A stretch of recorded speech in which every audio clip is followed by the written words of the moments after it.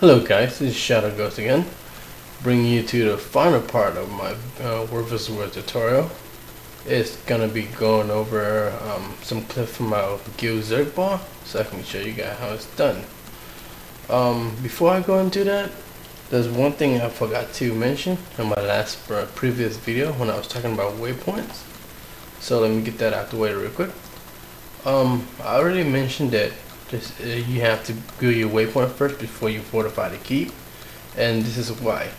Even if you have a waypoint into your keep, so if you, for example, you way down here and you have to, instead of running all over your keep to defend it, you can use a waypoint there. However, a waypoint can be contested. For example, when it's contested, it's going to look like this.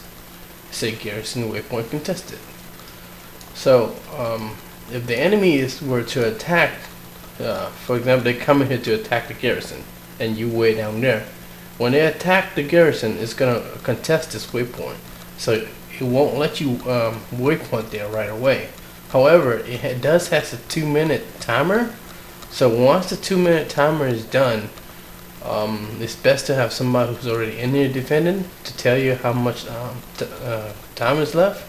So as soon as they count down from 5 seconds left, start spamming this waypoint really fast. But do remember, don't sit where you at and wait, because sometimes you might miss the time and you will screw up the waypoint and not get there in time. So it's best to start running there while the 2-minute timer is counting down. So as soon as it count down, spam that thing and get in there and start defending your keep. But do remember, if the timer is too high, just run there. That's the fastest way you can get there and defend the keep. The longer you wait, the faster you have a higher chance to not being able to defend the keep. So that's one thing I want to get over and let you guys know real quick. Alrighty, now let me show you some of the clips that I have recorded for the Word vs. Word. As you can see, that commander is telling us to all pull back after we broke down this gate. We stack fire fuel before we rush in, so we can remain and have a 25 stack of might. As you can see, when we burst in together, we just completely milked that one guy because we are, stuck together and did all AoE at the same time. As you can see, we burst into this keep. However, we didn't have enough supply, so we were forced to be fighting outside of the outer gate instead. Like I said before, keep has 2 layers to break into: the outer wall and then the inner wall. Right now, we did have supply camp nearby. However, the enemy saw that and they pretty much took that supply camp back. So now we're left with no supply. So we're just gonna we decided to stay here and just farm them for some bags and loots. So as you can see, this is how we're always going to be running when we run zerg bar. We're always going to stay this tight as a group and keep one another alive. And when we fight the enemy, we're just going to go in together and wipe them out. As you can see, that's what we're doing here.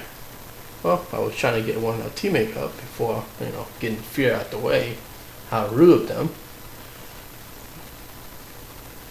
But anyhow, if you notice, every time we stacked up or we stop, we always get into the habit of throwing that fire fuel down, so we can keep our 25 stack of might. This is very important. Otherwise, we won't have as much power when we go into an enemy. As you can see, again, the inner gate, since the enemy still has the inner gate, they built a ton of siege to prepare to defend already. So we are forced to keep on retreating and our whole goal here is to draw them out and to get them pretty much to fight us. So this is what we've been doing. We're gonna be going all the way up top of this the highest part of the tower. Every time you fight in a zerg bar, you want to get the highest ground possible. That way when the enemy run up to you, they have to walk up that hill, so you have a height advantage over them. As you can see, they are about to charge into us, so we prepared for a might field. We all stack up, and now we're moving out together. Notice how tight we are as a bar, and we're about to hit this group head on. As you see, I build extremely tanky. So look at my HP right now. All the conditioning is on me. However, I'm not taking any damage. My HP is barely dropping to below 20k. And look how fast the enemy is melting. Pretty much when you stack up like this and you stay as close as possible, all your AoE damage is, it gets a huge boost and you just completely melt the enemy out. Also, the enemy team is not building very tanky, as you can see.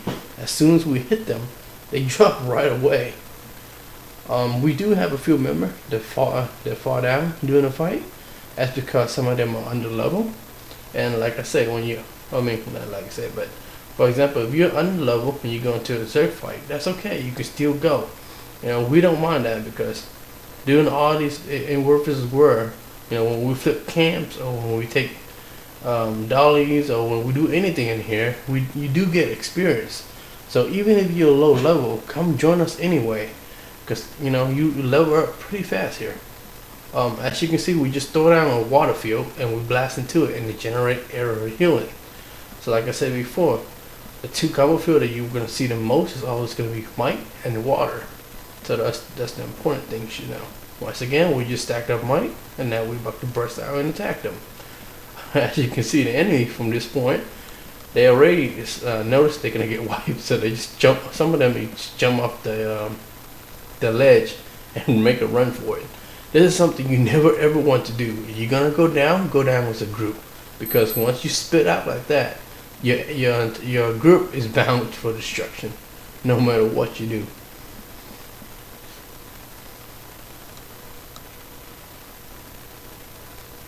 But like I was saying before, even if you're low level, just come. We don't mind. However, if you do have a level 80 and you don't want to bring it, but yet you want to bring a under level, then we would probably mind that. But if you switching to, then we understand. But do run your best character and your most tankiest character when you run a zerg fight. Unless you just absolutely don't have one, then that's probably the only exception. Anyway, the clip is about to end. We're just gonna make another pass through and wipe out anybody we want, anybody in the way. And for the rest of the fight, we're just gonna pretty much head towards the camp to resupply up. But I'm just gonna cut the video here because that's gonna take forever to run back and forth. Well, I hope this show you a good example of how a zerg ball is gonna run, and that's pretty much how we're gonna do it all the time. Also notice that we don't have that much member, but we still manage to wipe them. It's because we all stuck together and we all used to proper combo field and we all built extremely tanky.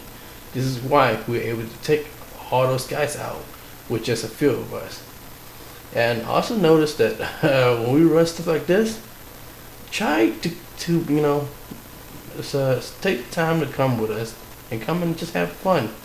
Because you do see that we were lacking some number, otherwise we can just completely take this key with no problem at all. So your participation is very important, and just come and have fun. Anyway, thanks for watching my video, and I hope this tutorial helped you out. If you have any questions, just PM me. For the trial member, once you finish this video, send me a mail or PM me in the game, and I will give you a little test. Pretty much ask you a few questions to make sure you watch the video or not. Anyway, thanks for watching. See you guys later.